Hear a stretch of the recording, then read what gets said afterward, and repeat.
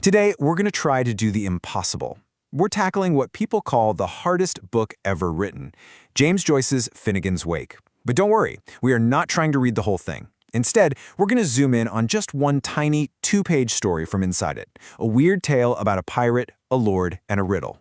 And we're going to use it like a Rosetta Stone, a key to unlock Joyce's strange, confusing, and honestly brilliant method. So we're going to approach this like a detective story, peeling back the layers in 4 steps. First, we'll look at the fairy tale on the surface. Then, we'll unmask the real history it's hiding. After that, we'll get our hands dirty and decode the language itself. And finally, we'll see how this one little story just explodes with meaning. All right, first things first, let's just look at the story on the page. On the surface, what we're reading is a very, very strange little fairy tale. It kicks off late one night a long, long time ago. Okay, I know, that language is a lot. It's thick, it's weird, but the actual setup is pretty simple. We meet a guy named Jarl van Hoother, who's basically a lord hanging out in his castle. And he's got 2 little twin boys, Tristopher and Hilary, who are just playing on the floor. It's a quiet little domestic scene, but that piece is about to be shattered. So, the whole plot revolves around 3 visits from this mysterious woman called the Prankquean, and each visit follows the same pattern. She knocks, she asks this really bizarre riddle, and when the Jarl tells her to get lost, she takes her revenge. The first 2 times, she straight up kidnaps one of his kids, only to come back later and swap him for his brother. It's this strange repeating cycle of conflict and theft. But here is where we find our first big clue that something else is going on. This bizarre fairy tale, it's not just some fantasy Joyce cooked up. It's actually a mask for a real, dramatic event from Irish history that he encoded right into the text. You see, the characters are direct stand-ins for real people. Our Prankquean is none other than Grace O'Malley, a legendary, real-life 16th century Irish pirate queen. And Jarl van Hoother? Well, he represents the Baron of Howth, a real castle that's still standing near Dublin. Joyce isn't just making this up, he's playing with history. And the actual legend? It lines up perfectly with our fairy tale. The story goes that Grace O'Malley, on her way back from visiting the Queen of England, stopped at Howth Castle expecting a meal, but the Baron had locked the gates for dinner. Big mistake.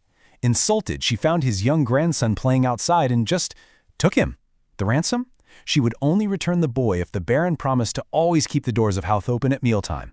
A tradition that, believe it or not, the family is said to have kept up for centuries. Suddenly it all clicks. The knock, the refusal, the kidnapping, it actually happened. So this brings us to the next even deeper layer. If the story itself is a code for history, then the language, every single word, is a code for, well, pretty much everything else. It turns the whole thing into a giant puzzle box. Let's take a look. So, on each of her 3 visits, the Prankquean asks this exact riddle. Now, if you kind of say it out loud with a thick Dublin accent, it sounds like she's slurring, "Can I have a pot of porter, please?" Asking for a beer. But that's just the first level. In Finnegans Wake, every word is a potential trapdoor to 100 other meanings. I mean, just take her name, Prankquean. It's an incredible pun. It sounds like prank queen, right? Which fits a pirate. But queen is also an old, kind of nasty word for a hussy or even a prostitute. So in just one word, Joyce makes her both royal and an outcast, a queen and a commoner, all at the same time. And check out the Jarl's response. The book says he hand-worded her grace in Dutch no-so, shut. This is just a brilliant mashup. It contains the Dutch word for answered, antwoorde, but it's twisted to sound like Dutch not so, while also including the command shut. He's refusing her with words and gestures, all packed into one ridiculous, made-up phrase.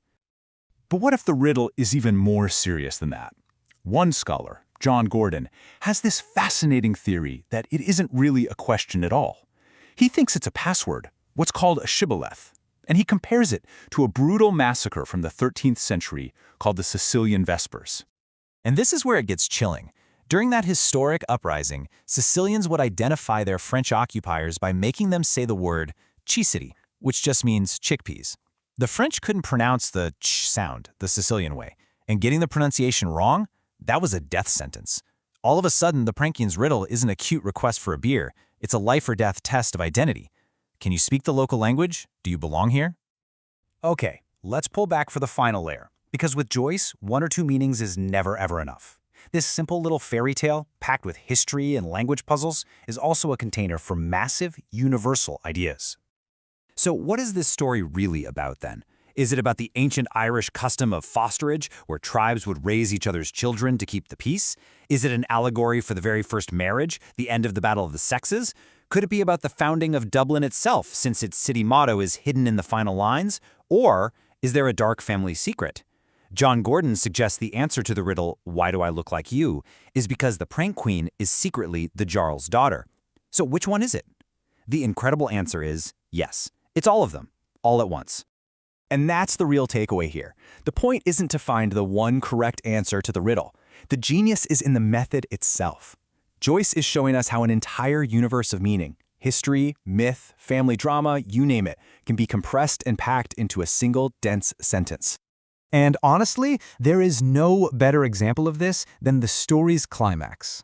The Jarl finally has enough, confronts the pranksters, and slams the door in her face. And the sound of that door slam is described with this absurd 100-letter word. It's one of Joyce's famous thunder words, and at first glance, it just looks like complete and total nonsense. But of course, with Joyce, it's not nonsense.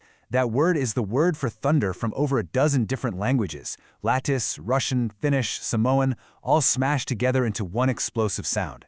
So it's the literal clap of a door slamming, sure, but it's also the thunderclap of the biblical fall of man, that violent sound that ends one age of conflict and starts a whole new world. It's a creation myth in a single word. And that kind of leaves us with one last big thought.